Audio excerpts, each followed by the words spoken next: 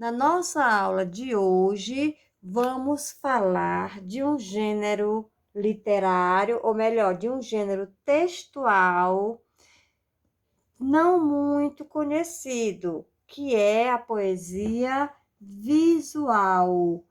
Poesia visual, o próprio nome já nos dá a ideia de que tem a ver com a visão, com aquilo que a gente vê. Então, a poesia visual ou poesia concreta são palavras que formam as imagens ou as imagens que são formadas pelas palavras. Nesse tipo de poesia, observem aqui, nós temos duas poesias visuais. Eu tenho a poesia Um Fantasminha Pode Ser um Amigo. Olhando aqui, ó, a gente observa que as palavras, elas são escritas de modo a formar a imagem de um fantasma. Então, isso é um poema visual. Nesse segundo poema, Meu Cãozinho, acontece a mesma coisa, ó. As palavras vão se organizando, formando a cara de um animal, no caso, um cachorrinho. Então, aqui nós temos dois exemplos de poema visual. No poema visual, não há aquela preocupação em estar elaborando aqueles versos, um embaixo do outro, aí a gente conta os versos, cada conjunto de versos forma uma estrofe. Não, não é essa poesia visual. A poesia visual tem a ver com palavras e desenho, uma relação entre palavras e desenho. Vocês podem estar acompanhando também esse conteúdo, poema visual, no livro de vocês, nas páginas 23 e 24. Então, vamos fazer agora a leitura desse poema visual. Um fantasminha pode ser um amigo. Se por acaso me encontrar, por que um bu deve esperar? Talvez um oi para quebrar o gelo. Vai responder ou vai ter medo? Então vejam aqui, ó. As palavras elas foram se organizando e à medida que essas palavras foram se organizando, elas formaram um elemento que tem tudo a ver com a poesia, que é o fantasminha. E aqui na outra poesia visual, meu cãozinho quer ser herói. E agora, o que fazer com esse cowboy? Não consegue segurar a alegria. Tem uma cauda que é louca felicidade em viva rebeldia, nem merece ser chamado de cachorro. Então, observem as palavrinhas, elas vão formando, né, a aparência do cachorro, da carinha do cachorro. Então, isso é o que nós chamamos de poesia visual.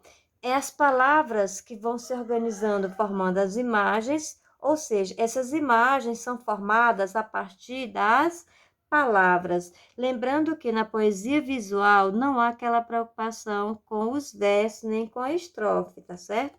Então, a nossa atividade, primeira questão, observando o poema Um Fantasminha Pode Ser um Amigo? Responda as questões abaixo, letra A. Que tipo de poema é esse? Então, nós já sabemos que o poema em que as palavras se organizam formando os desenhos, isso é um poema visual. Você identificou algum tipo de imagem no poema? Que imagem é essa? Quando a gente olha para esse desenho, o que isso nos lembra? Qual a relação entre o nome do poema e o desenho? O que tem a ver o nome com o desenho? Qual o assunto do poema? Isso tudo sobre o poema visual ou poesia visual. Um fantasminha pode ser um amigo. Continuando, existem rimas neste poema? Se sim, pinte-as da mesma cor. Lembrando que rimas são palavras que têm o mesmo som ou som parecido. Você gostou do poema? Por quê? Na questão 2, nós vamos lá para o texto, ou melhor, para a poesia visual Meu Cãozinho.